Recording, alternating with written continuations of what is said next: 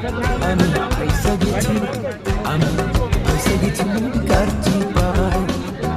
আমি low views, today way right now in metro ট্রেনে। আর এই মেট্রো ট্রেনে বলে সন্ধ্যার সিট পাওয়াটা বলে ভাগ্যের ব্যাপার। আসলে আমার কপাল কতটুকু আজকে আমি দেখবো আসলে আমি বসতে পারে কিনা।